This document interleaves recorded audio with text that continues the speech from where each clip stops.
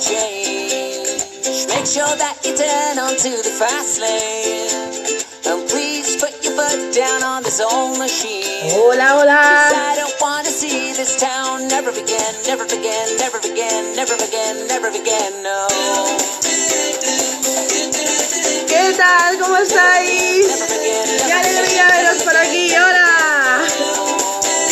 Voy a bajar el teléfono, yo creo que lo voy a poner aquí. Tengo que ir mejor. Ahí. the open highway. ¿Qué pasa? ¿Cómo estáis? Right turn up ahead on the perfect winter day. It says bad times not good times are coming our way. ¿Cómo estáis? But on this town never again. Qué guay veros por aquí otro día más. A ver si se va metiendo gente y hacemos lo de todos los días. Mira, ya tengo a Gemma por aquí. Se va a ver muerta de los nervios. O sea, me estará odiando ahora mismo. Estará diciendo, ¿en qué líos te metes? Venga, a ver si va metiendo un poquito más de gente. Esperamos un par de minutillos, como hacemos siempre, y damos comienzo a... Bueno, damos entrada a Gemma y empezamos con la entrevista. Que hoy más bien que entrevista va a ser como una charla entre dos amigas hablando de un tema que, bueno, que creo que es fundamental, como es el tema de la psicología, el tema, bueno, el factor psicológico, el tema de las fases y todo esto de aceptación en cuanto a una enfermedad crónica. Y la verdad es que tenía ganas de hacerlo porque creo que es súper importante pero no solamente para pacientes con espondilitis anquilosante, sino para cualquier paciente con algún tipo de enfermedad crónica. Entonces tengo ganas de que esto salga, de que os empecéis a meter ya. Hoy te abandono por el fútbol, Hugo, me parece fatal, de verdad. ¿Dónde se ponen los rizos? Pues es que soy un poco como un camaleón, voy cambiando de color, de pelo, de todo. Bueno, venga, vamos a dar un minutillo más a que se meta un poco de gente y ya empezamos ya. Gemma, ya te doy entrada. Jenny, hola, ¿qué tal? ¿Cómo estáis? Bueno, está el blog de Tuey, ¿qué tal? Joder, qué alegría.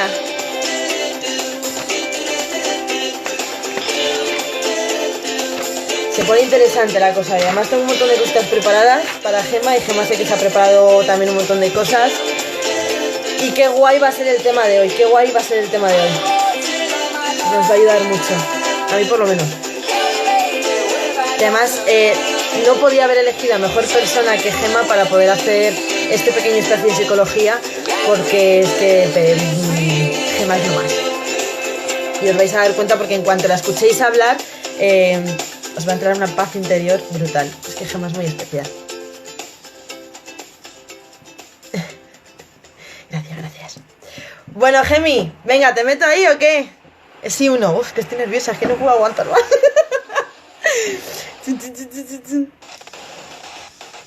Hola, runeantes. Hoy os Uy, que se me pone aquí un señor. Que no. X, Bueno, Gemma, va, que te meto. Venga, a ver si puedo hacerlo aquí. Y te voy metiendo.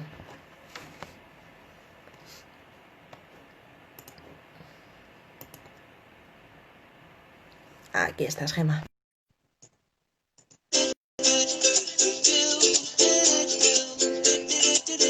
Gemma, te estamos esperando. ¡Y ahí está! ¿Cómo estamos? Muy bien, es que me hace tanta ilusión verte por aquí, como si no te viera todos los días. Pero Me verte por alegro aquí mucho de verte y de saludarte. me hace Guapa. mucha ilusión. Lo que pasa es que has dicho muchas cosas buenas. Esto lo has puesto muy a lo alto. Y ahora No. Ahora a ver Para cómo nada, funcionan las hablo... expectativas de todo el mundo que Que nos va. está oyendo. Nada, porque es que en cuanto llevemos 10 minutos de vídeo, la gente, bueno, y ni 10, 5 minutos, la gente se va a dar cuenta de que, vamos, tenía más razón que un santo. ¿Qué tal estás, Gemma? Bien, muy bien, muy bien. Disfrutando del día libre, de tomar el sol, de hacer una paellita que nos hemos tomado en familia y nada, deseando que llegara la hora ya para estar contigo este ratito. Y como ya sabes, porque ya me conoces, preparándome las cositas, a ver qué te contaba, que fuera interesante y todo eso. Así que nada, espero que te guste. tenía ganas de hacer un tema, o sea, de hacer una entrevista con alguien hablando de este tema, y la única persona en la que no paraba de pensar constantemente era en ti. O sea, decía, es que necesito a Gemma transmitiendo esa paz que a mí me da cuando yo hablo con ella. Entonces, te necesitaba a ti aquí. O sea, no podía ser otra persona, tenías que ser tú. Porque yo, para quien no lo sepa, yo escribí hace un tiempo una entrada en el blog hablando de mi amiga la psicóloga, mi compañera la psicóloga, y de lo bien que me hacía hablar y poder expresarme y sobre todo sin miedo a sentirme juzgada por alguien y alguien como tú. Entonces, pensaba en ti, Gemma, tenías que estar aquí hoy y estás aquí y esto es fantástico, maravilloso.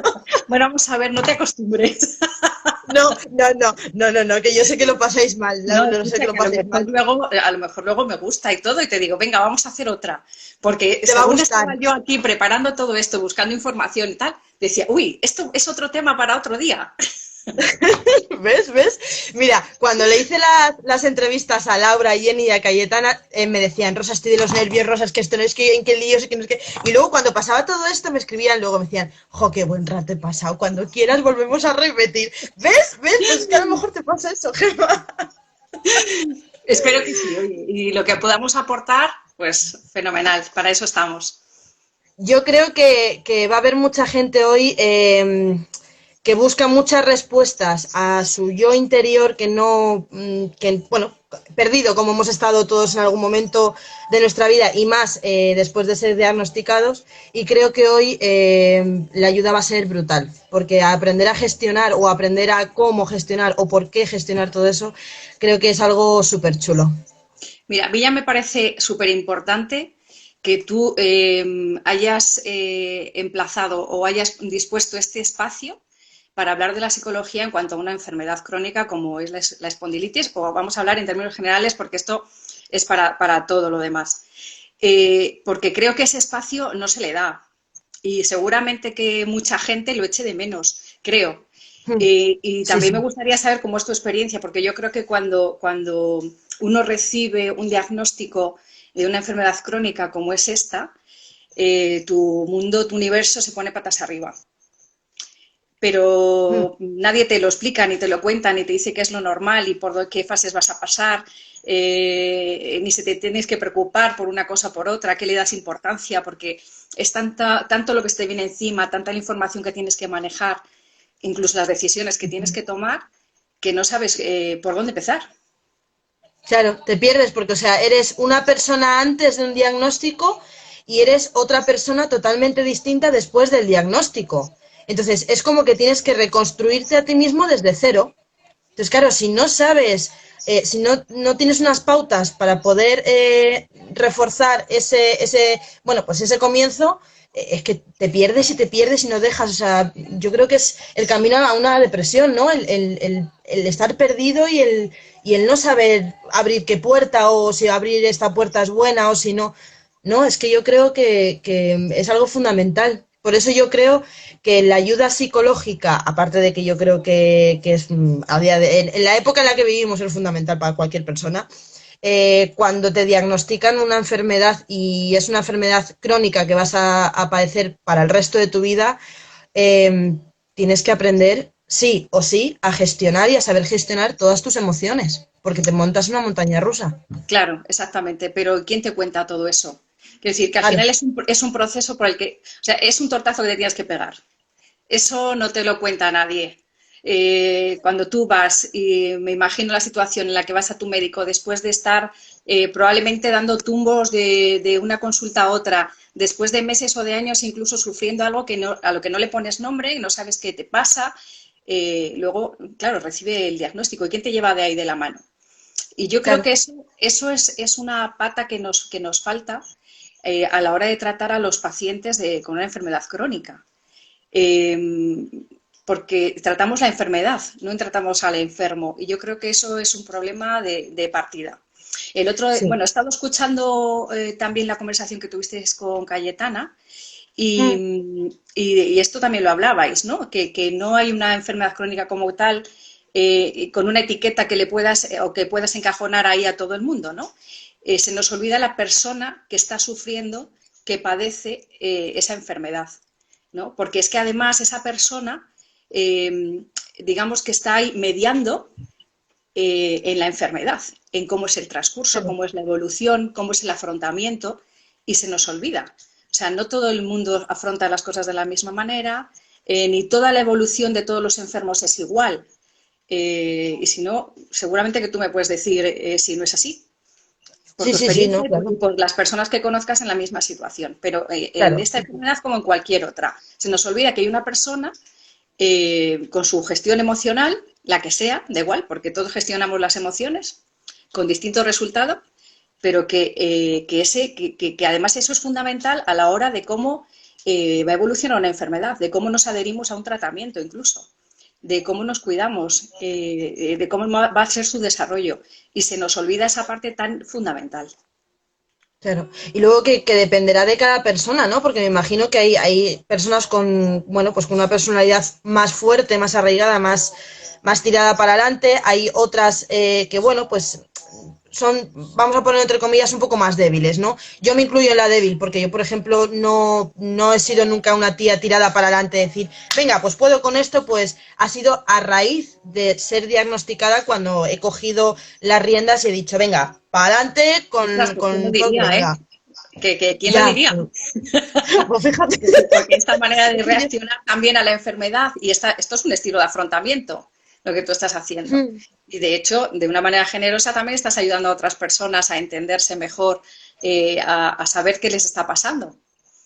Pero para eso Es mutuo. tiene que haber un autoconocimiento de qué me está pasando a mí, cómo ayudo yo a los demás, ¿no? Con mi experiencia. ¿Cómo se genera ese impacto? O sea, cómo influye ese impacto psicológicamente? O sea, ¿cómo le llega a afectar a una persona sana, ¿no? Que no, o sea, que bueno, tiene dolores, porque evidentemente va a un especialista porque tiene dolores, pero de repente le dan el diagnóstico, ¿no? Le dicen, pues mira, tienes una enfermedad que es reumática, por poner alguna tal, por poner alguna etiqueta, pero que es crónica. O sea, que ya te están diciendo, o sea, que va a tener o sea, que tiene un inicio, pero que no tiene un final, la vas a tener para el resto de tu vida. ¿Eso a nuestro cerebro cómo nos afecta?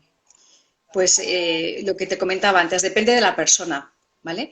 Siempre hay una persona previa a una enfermedad, ¿vale? Cómo son sus recursos, cómo se adapta, cómo ha resuelto otros problemas en el pasado. Y eso va a ser fundamental a la hora de encarar una enfermedad, incluido un diagnóstico. Claro. Entonces vamos a hablar en términos generales, porque si no tendríamos que hablar, lo que comentábamos antes, de enfermos, ¿no? De diferentes enfermos con una patología. Pero en términos generales es un tsunami, o sea, es como si te pasara una ola por encima.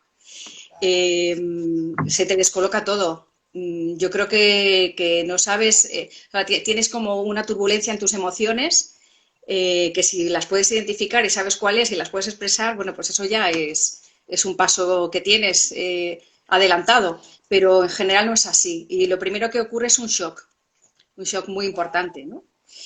Y luego pues toda una serie... Son las famosas fases, ¿no? De las 5 fases estas que Sí, hay. pero son Que la fases que yo primera tengo que decir que es por las que hay que transitar. pero además obligatorio, yo creo, porque es que yo creo que no puedes pasar de fase si no has superado las otras anteriores. Efectivamente, o sea, lo primero es el shock. Esto que me ha venido... Bueno, de hecho, el shock es tan importante que muchas veces no entendemos ni la información que nos dan. Claro. Filtramos tanto, no somos capaces de saber qué nos han dicho, qué información nos han dado. Por eso es tan importante en esta primera etapa del diagnóstico también ir acompañados también, en la medida de lo posible. O sea, el apoyo social es fundamental, porque una de las cosas que ocurre es que como estamos en shock, nuestros procesos cognitivos pues están intentando manejar ese shock como pueden. Entonces, hay problemas de memoria, problemas de atención, de cognición, o sea, no hay un procesamiento de la información adecuado, ¿no? Y luego, además, pues por todo lo que llevamos también nosotros. ¿Realmente somos capaces de procesar esa información? ¿Queremos escuchar el diagnóstico? ¿No lo queremos escuchar? Claro. Esa es la negación, ¿verdad? El decir, imposible, no, o sea, no. Además que luego, encima, el problema que hay, claro, tú vas a un médico y el médico siempre te va a hablar desde pues con un vocabulario técnico, ¿no? pues mira, tienes una Efectivamente. patología, tienes tal, y tú dentro de ese shock, ¿no? Estás intentando procesar lo que es una patología, lo que es una tal, o sea, es muy Es brutal muy ese momento. importante en este primer periodo, digamos, del diagnóstico, de cómo manejamos esta información, precisamente eso, el conocer, el saber, el tener datos, ¿no? El saber a qué me estoy afrontando, porque luego también hay una cantidad de mitos tremendos a través de todas las enfermedades, ¿no? ¿Qué Claro. me va a pasar? Todas esas inquietudes, lo que pasa es que es verdad que el primer impacto de la ola pues ese es el primer impacto, ya está, nos hemos despeinado, nos hemos Claro, descolocado, ¿qué ha pasado aquí? ¿No? Eso luego tiene que reposar, tiene que pasar la ola, que retorne el mar y luego ya veremos a ver qué ha quedado, ¿no? Y a partir de ahí, pues ya empezamos a elaborar la información, pero siempre dentro de nuestra capacidad en ese momento. Porque además claro, es que depende de cómo venga la enfermedad, en qué momento vital nos llegue, porque pues, nosotros podemos ser unas personas que tienen un estilo de afrontamiento estupendo, que nos ha ido muy bien, y de repente nos ha pillado en un momento de nuestra vida, pues con una separación, o una muerte de un familiar, que nos pilla encima en las peores fíjate, claro, condiciones. O es sea que que es muchísimo más hay que tener complejo de muy lo que parece. claro, es complejísimo, o sea, son unos mecanismos, o sea, si ya la enfermedad por sí es compleja, eh, súmale todo esto, todas las alteraciones psicológicas que se le suman, ¿no? Entonces, Sí, sí, o sea, por eso nos brutal. troceamos, ¿no? Por eso ponemos por un lado la cabecita, por otro lado lo que nos pasa, para intentar parcelar y ver qué nos pasa psicológicamente, qué nos pasa en el cuerpo, cómo se refleja, pero al final es que es todo lo mismo, ¿no? Y se retroalimenta. De hecho, hay numerosos estudios que es que entienden la relación bidireccional entre los problemas psicológicos, los trastornos psicológicos, las alteraciones, la ansiedad, el miedo, la angustia, la depresión, en cómo evoluciona la enfermedad, incluso en cómo aparecen y en cuándo aparecen, ¿no? O Es sea que que es es muy súper, es complejo. Pero es muy verdad que es complejo, un muy complejo. camino que yo lo que sí quiero transmitir es que, bueno, pues que es que hay que transitarlo, es que esto pasa. Y cuando estás en un primer estadio de shock, bueno, seguro que muchos de vosotros pues, conocéis. Cuando parece que a una persona cercana le han dado una noticia y no pasa nada, y está estupendamente, y no reacciona, ¿no? Y dices, "Oh, madre mía, ¿qué le pasa, no? Casi esto es peor. O sea, realmente tiene que haber una adaptación de la emoción que nos acompaña en ese momento a la situación, ¿vale? Claro. Cuando hay una desadaptación de esa emoción ante esa situación, ahí es cuando nos tenemos que preocupar, ¿no? Pero yo creo que todo el mundo entiende que cuando te dan un diagnóstico de estas características, lo normal es el shock, ¿vale? Porque Luego aunque es verdad, pasaríamos. sí. Ay, perdona.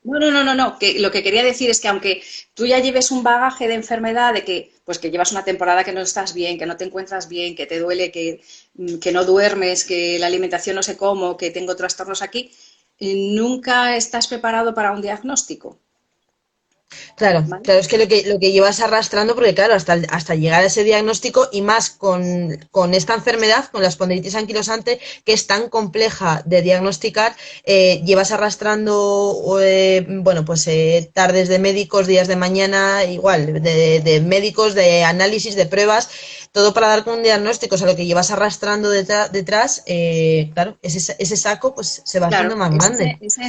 por lo menos ansiedad, por lo menos eso ya lo llevas Sí, puesto, sí, sí, sí, y sí. frustración ante qué me está pasando y como no sé lo que me está pasando, ¿cómo lo abordo, no? Algo que desconozco no lo puedo abordar. Pero es lógico sentirse así, ¿no? Claro, eso no me preocupa en absoluto. O sea, a ver, entiéndeme, no me preocupa en absoluto porque entiendo que tiene que ser así. O sea, cuando me dan un diagnóstico, pues me paraliza, porque además el hecho de que me paralice también me ayuda. Porque a veces me tengo que parar para reflexionar, ¿no? Y para decir, ostras, todo esto que se me ha descolocado lo voy a tener que colocar, ¿no? Sí. El otro día hice un post hablando de eso, de que había que ante situaciones nuevas que se salen de nuestra zona de confort, pues lo primero que hay que hacer es parar y coger aire y examinar la situación, ¿no? Decir, bueno, ¿qué está pasando aquí? Pero hay que parar, ¿no? Tú no puedes ir como los toros de Miura porque es que al final pues te acabas estampando. Claro, lo que pasa es que fíjate eso que me cuentas, cómo es de incompatible con la vida que llevamos, ¿no? Claro, Eso de parar. De hecho, fíjate, ahora con el tema del confinamiento, mucha gente que ha tenido que parar se ha encontrado consigo mismo y se ha tenido que empezar a conocer. Eso es verdad.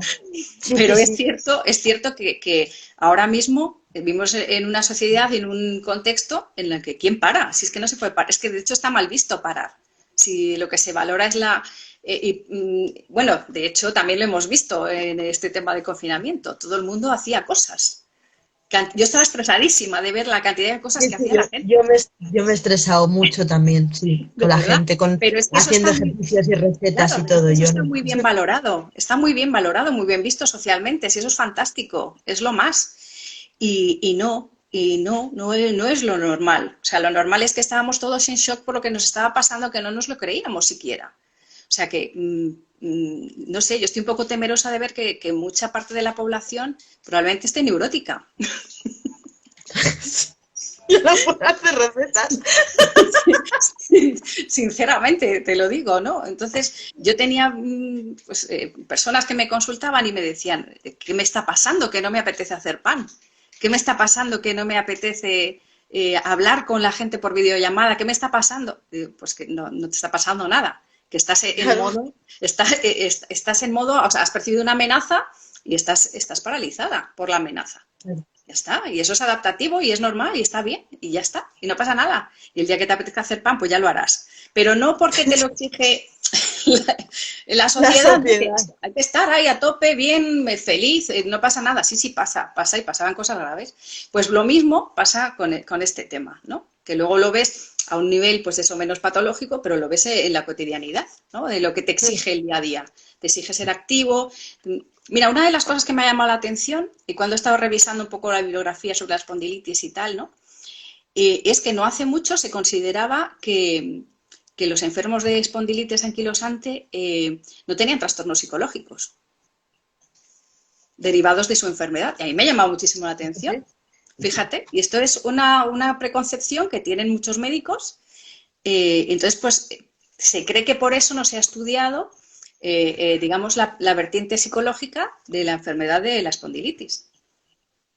Y me ha Qué parecido curioso. curiosísimo, porque hay un estereotipo muy marcado de cómo es el enfermo, una tipología de enfermo de espondilitis, y es un enfermo muy activo, una persona, no sé si, que te lo quería comentar, porque no sé si te cuadra a ti, que a lo mejor conoces más personas con este perfil, si todos más o menos, o incluso pertenecéis a esta tipología, o tenemos nosotros incluso, nosotros mismos, nuestra propia concepción de que somos así, ¿no? De personas súper, no te quiero decir nada, que no me quiero inventar nada, una persona activa, muy motivada, poco predispuesta a padecer alteraciones del estado de ánimo, o sea, todo bien, está todo correcto, muy felices todos y con alto nivel de confianza y con buena tolerancia al dolor. Eso es lo que se piensa de las personas que tienen espondilitis. ¿Qué te parece? Por lo menos es curioso, ¿no? A ver, como menos curioso, desde luego. Hombre, lo de la percepción al dolor es que yo creo que ya llega un punto en el que cualquier enfermo que padece dolor diariamente se acaba acostumbrando al dolor y haciendo del dolor un compañero de vida. Bueno o malo, pero un compañero de vida porque es algo que siempre vamos a tener ahí, claro. A veces en mayor potencia que otras, pero eso siempre.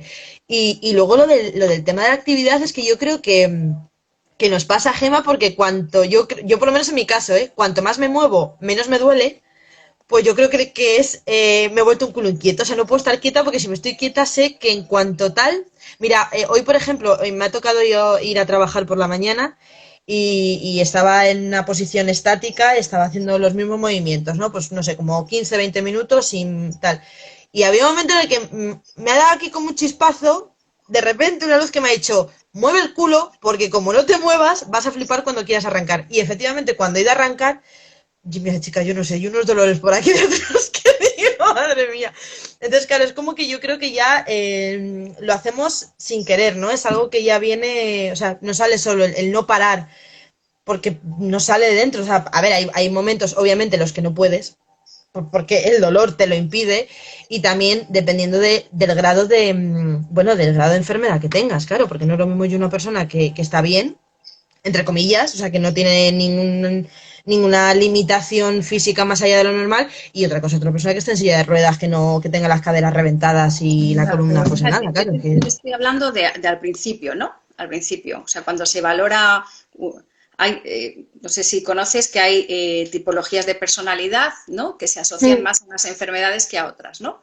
La personalidad tipo A, tipo B, tipo C. Bueno, pues digamos que la tipología de los enfermos es como curiosidad, ¿vale? La tipología de la enfermedad de la espondilitis era esa tipología, ¿no?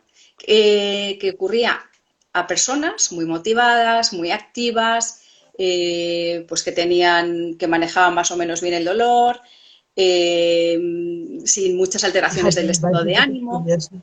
Es Es muy que curioso. lo de la alteración del Además, estado de ánimo ¿Mm? me parece súper chocante, porque claro, es algo súper voluble, porque es que el dolor muchas veces nos hace estar de un estado de ánimo que a lo mejor no nos gustaría, pero es que, Efectivamente, pero fíjate lo que me estás contando, o sea, así de una manera lógica, ¿no? Tú me estás diciendo, pero ¿cómo puede ser posible que pensaran esto de los anquilosos, como tú dices, voy a usar esta terminología que la usas tú, ¿cómo es posible, cómo es posible que los anquilosos no tengan alteraciones del estado de ánimo, ¿no? Si sufren dolor, o sea, de manera intuitiva, bueno, pues podemos suponer que esto es así, ¿no? Pero sin embargo, los médicos tienen esta estereotipia, ¿no?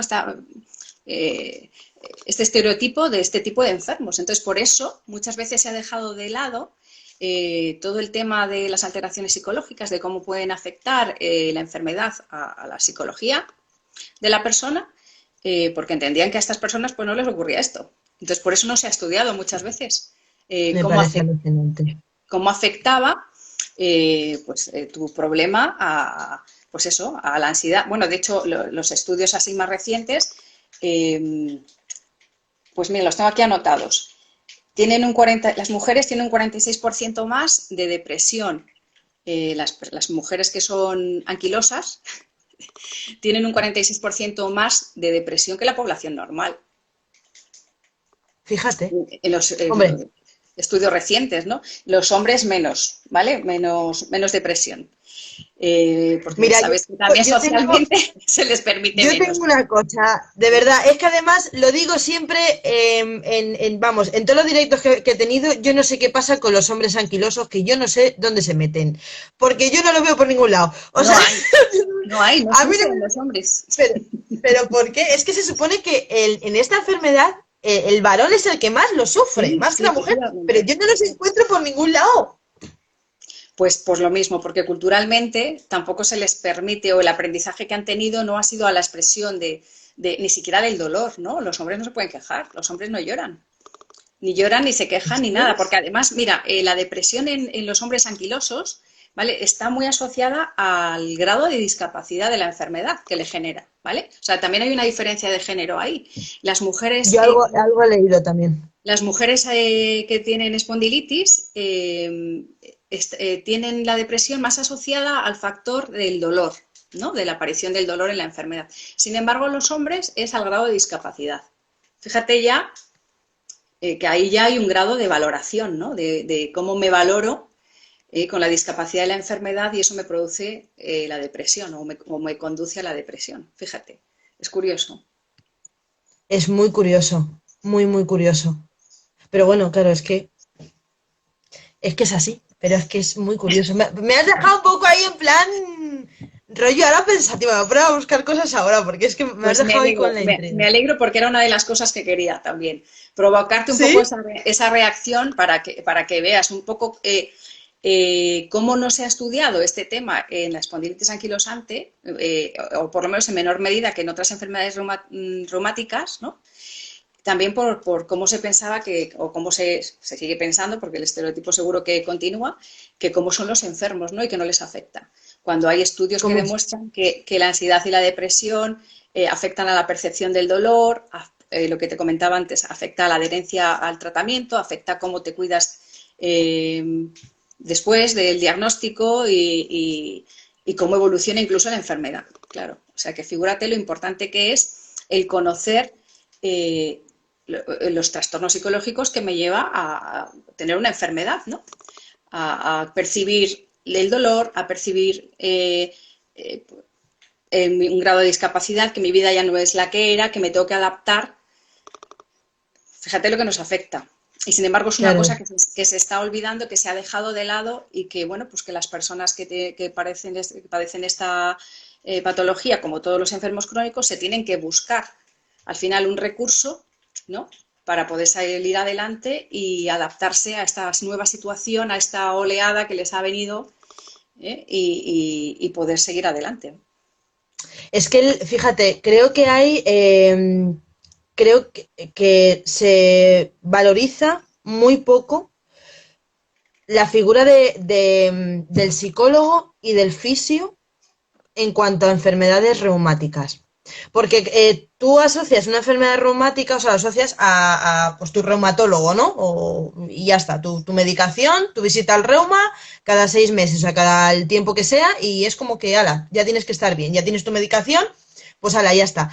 Ya, pero es que hay una base fundamental que es la base de ti, que es la cabeza. O sea, no puede ser que a mí me den un diagnóstico y que salga de una consulta siendo diagnosticada de una enfermedad reumática crónica, que la voy a tener para el resto de mi vida, y que me digan que simplemente con un tratamiento de pastillas o X y unas visitas al reumatólogo, ya está. Ya está. Creo que la figura de un psicólogo ahí... Tú te lo manejes como puedas. Te lo guisas y te lo comes, claro. O sea, entonces yo creo sinceramente... Escucha, ¿y tú no te querías tirar por un balcón ni nada de eso? Bueno, yo es que cuando salí de aquella consulta no sabía ni andar. Me temblaban las piernas y yo, vamos, es como si me hubieran dado con una puerta de hierro en los morros. Sí, sí, porque además yo cuando fui, yo tenía la verdad absoluta de que lo que tenía era una contractura súper grande en la espalda que no podía con ella. Y salí, mira tú por dónde salió la contractura. Salió mal. Entonces fue muy bestial y a mí ese choque del que hablábamos antes, ese shock me duró varias semanas. O sea, ¿Tú recuerdas toda la información que te dieron? ¿Recuerdas? Nada, no me acuerdo de nada.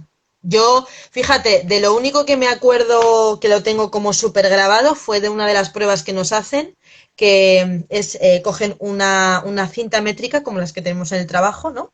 Y te dicen, bueno, venga, pues ponte de pie y ahora pues recta, ¿no? Pues gírate hacia un lado y pon el brazo recto, ¿no? Y te mide la medida que hay desde tu dedo corazón hasta el suelo. Venga, y ahora ponte reclinada y te va midiendo la separación a lo mejor de la columna, ¿no? Entre ¿cómo se dice? Entre vértebras. Entre vértebra y vértebra, será así. Pues yo recuerdo ese examen como muy a fuego, porque además no entendía nada. Era en plan de, ¿qué coño está haciendo este hombre ahora aquí? ¿Qué, digo, está jugando yo no sé a qué juega este señor? Y luego el test que nos dan, que es maravilloso ese test. Bueno, es un test, son un par de hojas, ¿no? Y tú tienes que poner, tiene un nombre, pero yo es que con los nombres en alemán y en inglés no me entiendo. Así que bueno, luego a ver si lo busco y lo pongo aquí. Es un test en el que tú tienes que decir el grado de dolor que tienes al hacer algún movimiento cotidiano, como por ejemplo ducharte o hacer la cena o subir unas escaleras o atarte el cordón de la zapatilla. Entonces yo recuerdo que en ese momento yo, o sea, me iba dando una lucidez de decir, a ver Rosa, aquí pasa algo, porque todas estas cosas que a ti diariamente tanto te cuestan hacer, están grabadas en un papel que pone test de no sé qué hostias y aquí pasa algo. Pero yo vamos, además me empezó a dar papeles de venga, hazte esta prueba y una resonancia y un no sé qué. Y todo eso en tu estado todo esto en tu estado de shock del tsunami. Sí, no, yo además yo solamente decía, si es que a mí me duele la espalda nada más, yo no... Esto no va a ser esto. Digo, y no será una contractura, digo, porque cuando voy al fisio me arregla un poco. Y claro, me miraba así por encima de las gafas con una cara como diciendo... Claro. Y eso a pesar de que te había dado ya el diagnóstico, ¿no? Eso todavía, fíjate, él ya nada más verme y ver, bueno, los papeles de urgencias que yo llevaba y, bueno, tiró de historia al médico, me imagino, él ya tenía su diagnóstico claro y ya sabía lo que era perfectamente. Pero él se esperó a tener todas las pruebas. De hecho, la primera vez que fui a consulta, me dijo que creía que se trataba de una enfermedad crónica, que se llamaba espondilitis, O sea pero que que hasta que no durante un tuviera las tiempo pruebas. tú estuviste ya conviviendo con esa sospecha, Sí, ¿no? fueron casi 3 semanas y creo que fueron las 3 peores semanas de toda mi vida. Ujú. Porque ya no era el estado físico, que además yo estaba en un brote de los más grandes que me ha dado nunca, sino porque no dormía por la noche. Me levantaban como estados de pánico, y no comía y mi estado era estar en un sofá con un café todo el día tirada, porque Ujú. no me iba, no iba. Yo recuerdo eso fatal, vamos, es que... ¿Y luego qué pasos diste para poder elaborar todo aquello? Pues mira, después me tocó ir a consulta otra vez y esta vez no fui sola, fui con mi madre, porque es que la primera vez fui sola y es el peor error que he cometido. Vamos, mi madre ya es que no se separa de mí ni, vamos, ni para hacerme una analítica, jurado, o sea, es que es así. Y yo recuerdo que estando en la sala de espera, mi madre estaba sentada conmigo y yo estaba temblando, temblando y además tuve un bajonazo físico brutal. Y yo recuerdo que mi madre me puso la mano así, tenía las manos entrelazadas, ¿no? Con las piernas, me cogió mi madre la mano y me dijo, pase lo que pase, juntas y hasta el final. Y yo Jo, eso lo tengo grabado. Sí, nada. sí, y así fue, juntas hasta el final y cuando entramos yo ya tenía mis resultados, mis pruebas desplegadas en la mesa y un rosa, tienes una enfermedad llamada espondilitis anquilosante y estás en un estado de la enfermedad muy alto. Sí, O sí. sea que, para adelante. Pero fíjate, ahí has dado Y una ella clave salió. muy importante y es el apoyo social. Hmm. Esa es una de las variables más importantes, te diría, si no una de las más, eh, para encajar o para poder elaborar todo el tránsito este que tú llevas de tu enfermedad. O sea, el apoyo social es fundamental. Y es una de las cosas que hay que evaluar a la hora de hacer una intervención terapéutica, ¿no? En un paciente con una enfermedad crónica. ¿Cómo es su apoyo social? Porque eso va a significar la diferencia. Es que lo del tema del apoyo social, Gema, ves, nos daría para otro directo y otra charla tranquila. O sea, porque fíjate, son y 35 y nos quedan 20 minutillos de nada, o sea que fíjate, nos daría para tal, pero qué importante es el sentirse comprendido. Mira, yo hay una cosa que he aprendido durante estos 6 años que he sido diagnosticada, que es que, y además es una frase que muchas veces he puesto en Instagram, que es que no me puedo enfadar con quien no sabe lo que es mi día a día, Uh -huh. porque muchas veces somos ignorantes del sufrimiento de otra persona. Sí, Pero claro, no es que esa ignorancia esté hecha adrede, quiero decir, sino que yo no sé hasta qué punto tú estás sufriendo. Porque mira, de hecho, hoy he tenido una charla antes de esto, un compañero, Emi, que decía que, claro, él hace triatlón, ¿no? O sea, que fíjate qué incongruencia, ¿no? Que yo hago triatlón, pero tengo que salir con mi bastón. Entonces, ese choque social de porque decir, ¿cómo es fíjate, posible que este hombre esté haciendo triatlón si va con un bastón? Pues a sí, mí me ¿por qué no? pasaba lo mismo. Claro, claro, claro. ¿Y por qué no? Es una adaptación. Él no quiere dejar de hacer su vida anterior, ¿no? Se tendrá que adaptar, la tendrá que adaptar si quiere mantenerla, ¿no? Si es con un bastón, es con un bastón. ¿Tú crees que es posible llevar todo esto sin ese apoyo social?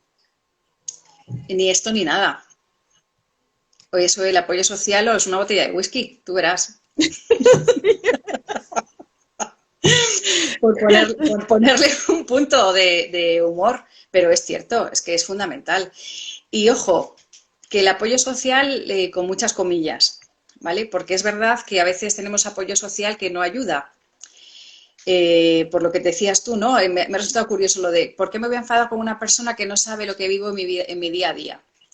Claro, pero te enfada, quiero decir, ¿por qué me voy a enfadar? O sea, me lo intento justificar, ¿no? O sea, porque realmente me enfada, es que no me entienden. Y esa es una de las cosas más frustrantes que existen, ¿no? Y esa es una de las claves también de la gestión emocional. Vale. ¿Cómo gestiono esta enfermedad?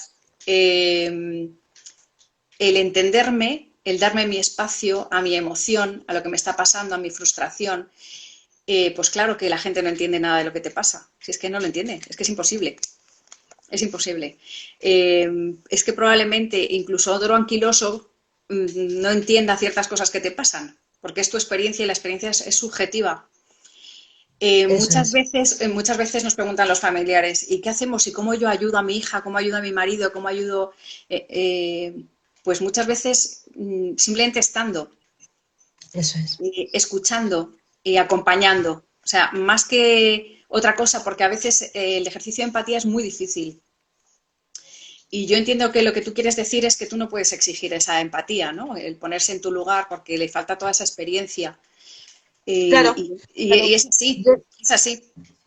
claro, Pero yo no busco que me digas, que me digas ese, no, si ya sé no, no, si a mí con que estés aquí, con que no te vayas, con que me des la mano cuando yo a lo mejor necesite, o, ¿sabes? Pues con eso me vale, porque es efectivamente, algo mío que yo tengo que gestionar conmigo misma. claro, lo que pasa es que tenemos que ver muchas veces esa exigencia que tenemos sobre los demás de dónde parte, ¿no?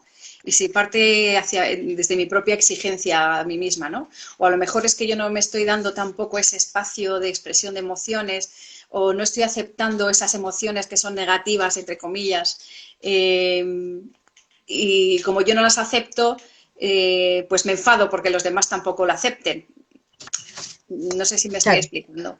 Sí, sí, Muchas sí, sí, veces sí. nosotros estamos frustrados por lo que nos pasa, porque no nos entendemos ni a nosotros mismos, porque somos una montaña rusa de emociones. Y a los demás es que, claro, nos miran así de reojo y dices, que claro, es que no te entiendo, es que hoy estaba riendo, mañana llorando y ¿qué hago contigo? Si es que no sé ni qué hacer contigo, pero es que ni tú misma sabes qué Claro, hacer contigo muchas veces. claro. Entonces, no le podemos exigir a los demás, es cierto, ese grado de empatía, ¿no? Tan grande, de saber lo que me está pasando, porque es imposible, pero ni en este caso ni en ningún otro, ¿no? Yo puedo pensar en el caso de que, pues, alguien que ha perdido un hijo, por ejemplo, ¿no? O sea, es que no le puedo decir, es que te entiendo por lo que estás pasando. Pues me vas a perdonar, pero puedo hacerme una idea y te puedo acompañar Sí, no, es que además, te puedo acompañar en tu dolor, pero en tu dolor, sí, sí, sí, nada más. O sea, puedo acompañarte en claro. tu dolor. O sea, tú duélete y yo te acompaño y a ver dónde nos lleva esto. De todos modos, la gente, mira, había hace tiempo además lo compartí en Facebook porque me encanta y me lo pongo mogollón de veces, creo que es de un mexicano, que hizo una obra de teatro, ¿no? Una especie de monólogo, él es psicólogo, es coach, y él, uno de sus apartados decía, es que la gente cuando va a un velatorio dice muchas tonterías. Así, sí, lo Como no conozco. llores, no llores, que a esa persona no le gustaría que lloras. Y Sí, además él decía, bueno, pues que no se hubiera muerto, pero mira, o sea, decimos tantas tonterías a veces para sí, sí, intentar, sí, sí, sí, pero es que a veces no es tan complicado. Pues si se muere sí, alguien es lógico que llores y que sueltes y que saques, si es que es necesario. sí, Coño, sí, yo sí, lloro una vez a la semana. Si no lloro una vez a la semana, no me quedo agustirrinín. Yo tengo que llorar una vez a la semana. No me quedo agustirrinín. Y tú lo sabes, Gemma, que yo muchas veces contigo alguna lágrima que otra se me ha caído. Yo lloro sí, una vez a la semana porque si no, no me queda a gusto. Pero es que es necesario el soltar. Cada uno suelta sus emociones como quiere, su frustración, su rabia. Pero es como lo que decías antes, de los hombres y las mujeres. No, es que el hombre no llora, el hombre no sufre, el hombre no... Por el amor de Dios, vale ya de tanta gilipollez, porque es que son gilipolleces, el hombre llora y sufre igual que la mujer llora y sufre, igual. claro, O el sea, problema de esto vivimos en una sociedad, no es que no llore y no sufra, es que no sabe, porque no le han enseñado. claro, Es que es el problema, que cuando tiene que llorar porque está hasta aquí, de repente no sabe cómo hacerlo. Y es un problema. Eso sí que es la gestión emocional. sí, Saber y eso está impuesto por identificar la qué sociedad. emoción, claro, efectivamente, saber identificar qué emoción me viene en este momento, saber que la emoción es adecuada para lo que estoy viviendo y darle una expresión a la emoción. Si ya la Claro, nombras, ya te mueres. Si ya sabes decir qué emoción es, ya. Pero esa es la clave al final de la gestión emocional. Eh, Darle cabida a tu emoción, darle cabida y vivirla y transitarla y entenderla, entender por qué ocurre. Porque la emoción es comunicación, ¿no? La emoción tiene una vertiente social hacia los demás que es comunicativa. Mirar, esto me está pasando, ¿no? Yo me gusta hacer mucho la comparación con la risa, ¿no? Y con la alegría. Si tú te ríes mucho, tal, tú, vamos, no la reprimirías, ¿no? La alegría, tú te reirías a carcajada, le darías toda la expresión que puedas, la compartirías a tope, harías al otro reírse también, etcétera.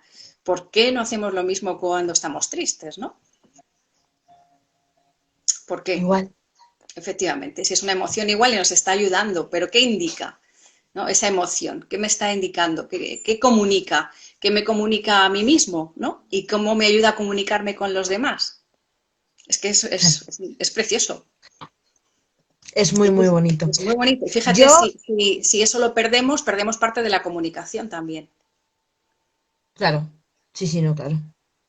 Yo me quiero parar un segundo porque hay un apartado, una de las fases de aceptación, Gema, Sí, que es la negociación y la depresión. Porque hay sí. mucha gente que claro, después de de la negación y de la depresión viene la aceptación.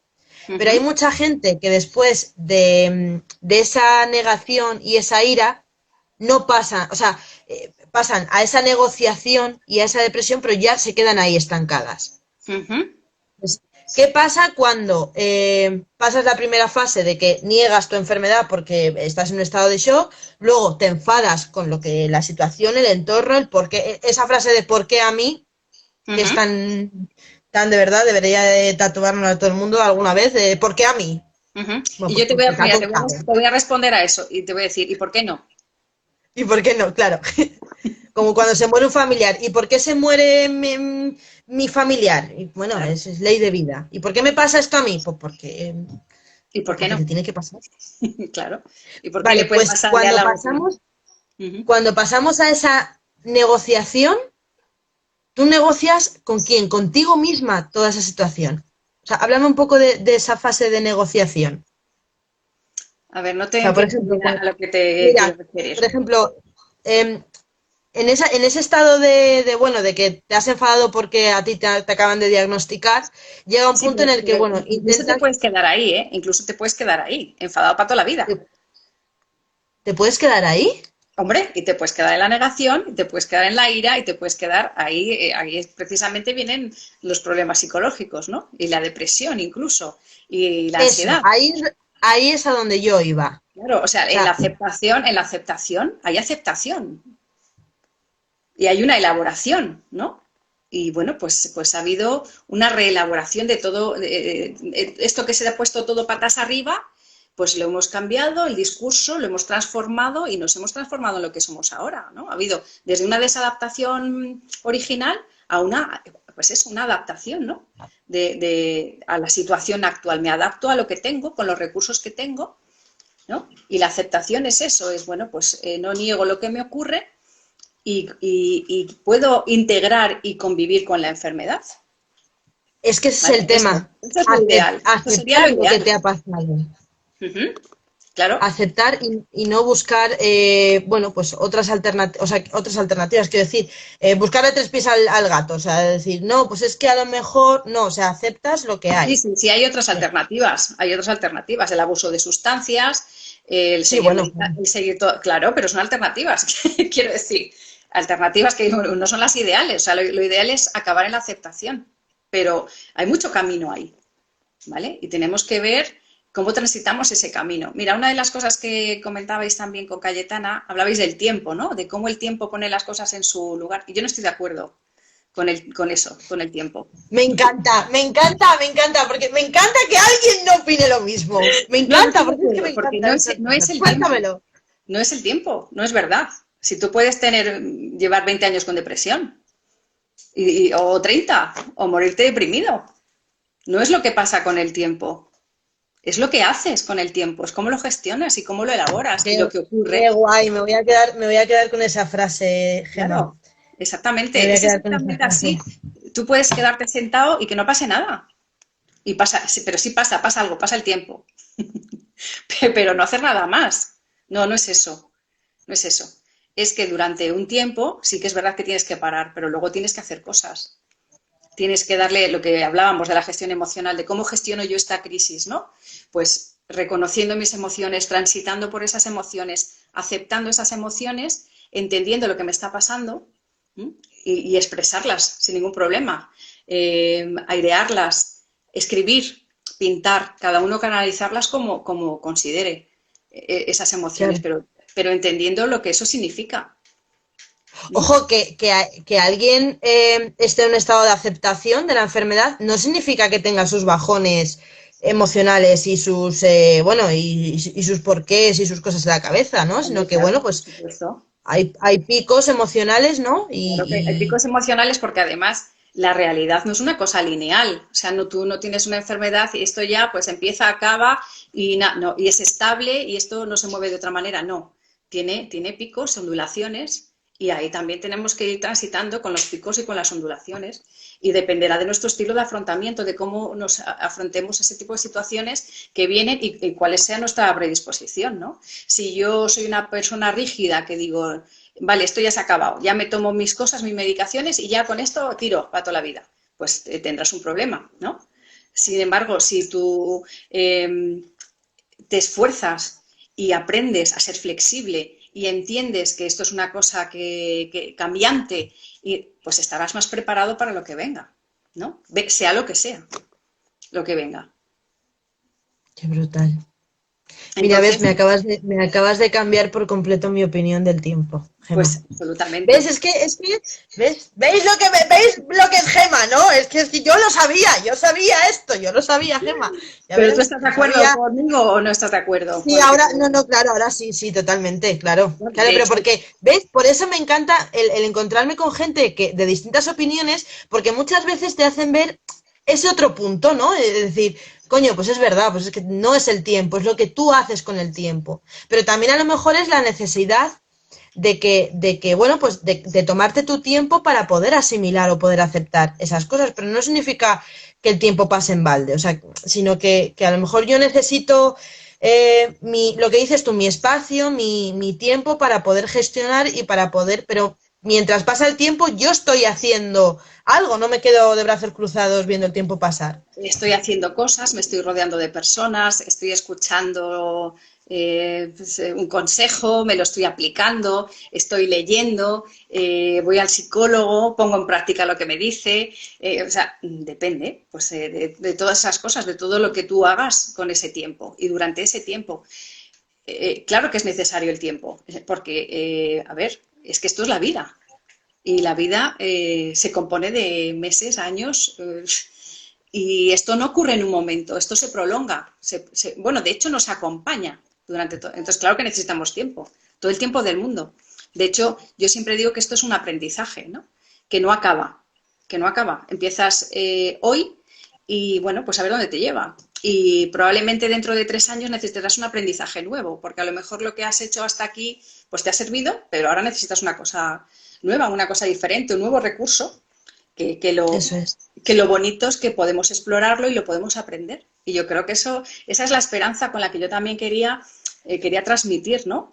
Que al final toda terapia o toda intervención psicológica se tiene que basar en la esperanza, siempre.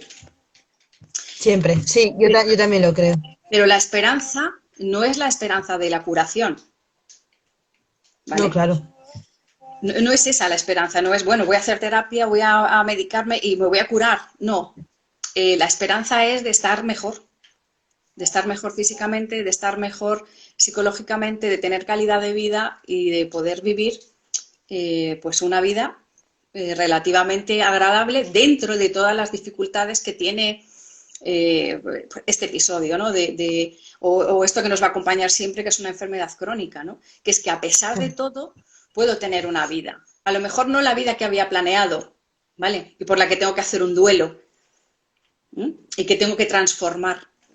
Pero es que la vida está llena de duelos, de cambios, de pérdidas, Total, de de cosas que tengo que cambio. dejar atrás y de cosas que tengo que reelaborar y tengo que darle una vuelta y convertirlo en otra cosa diferente.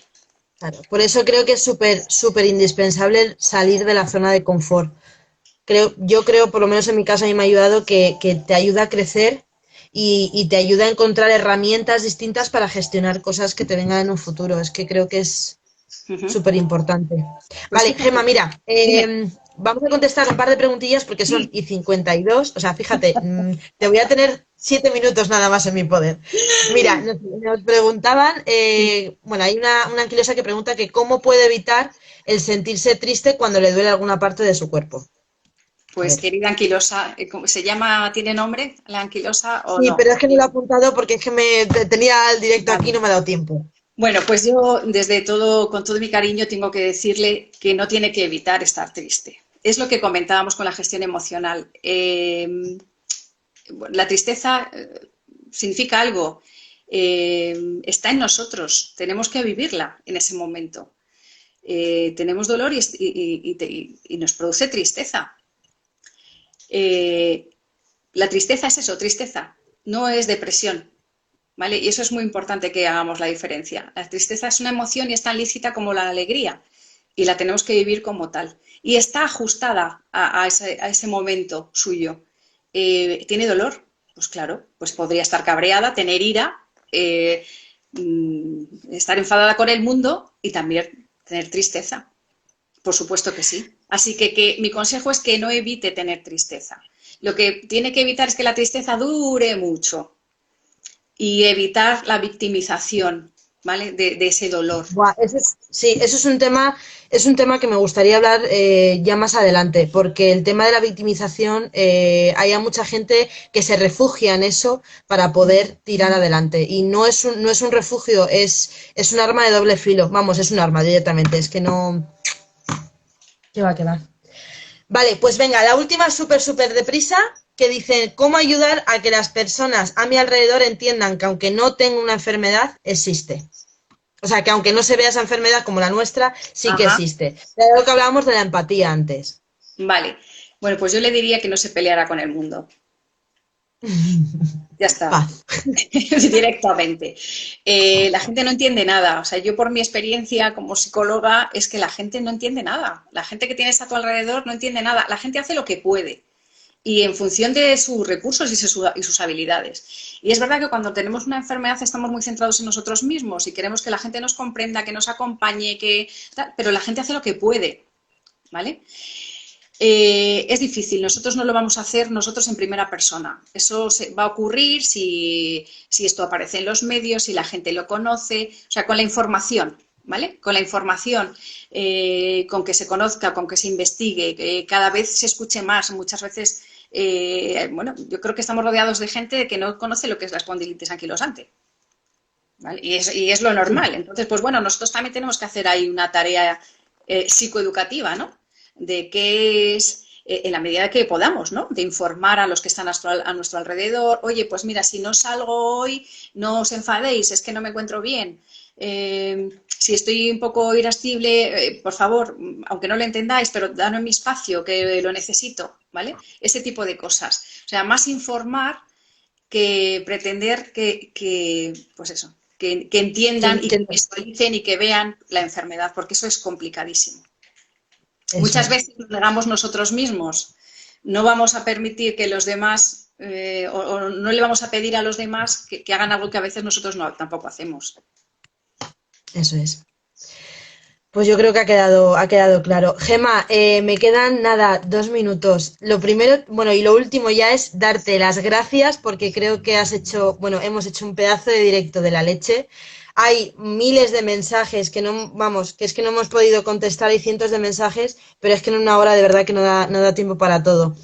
De verdad, de corazón, gracias, Gema. O sea, es que yo ahora mismo estoy en un estado de, como mi mantra aquí, porque solo escucharte me relaja y, me hace también escucharte. Es que yo quería compartirte porque yo sabía que a ellos también les ibas a encantar. Y lo sé, o sea, mira, mil gracias, muchas gracias, muy interesante. O sea, gracias, Gema, de corazón. Eres Pues me muy alegro grande. mucho, de verdad, que os haya servido, que, bueno, pues que a mí personalmente también me ha servido, porque al final exponernos a cosas que no haces habitualmente, exponerte, pues también te hace crecer, ¿no? Y yo quiero animaros también a eso, a que os expongáis a cosas que os dan miedo, ¿vale? Que a veces hay que actuar con miedo. Y bueno, pues no pasa nada. Quería transmitiros esperanza en eso, en que cuando parece que está todo perdido y que no hay nada que hacer, siempre hay algo que podemos hacer, ¿no? Y eso es lo que quiero que os planteéis, es qué puedo hacer hoy para encontrarme un poquito mejor. Y desde ese poquito a poquito, del granito de arena, pues ahí vamos tirando. Ay, Gemma, muchísimas gracias, de verdad. Pues nada, anquilosos, mira, me están pidiendo, me quedan 8 segundos, me están pidiendo otro directo contigo, Gemma, así que lo tienes que hacer. Bueno, Un pues ya le besazo a daremos una todos. vuelta.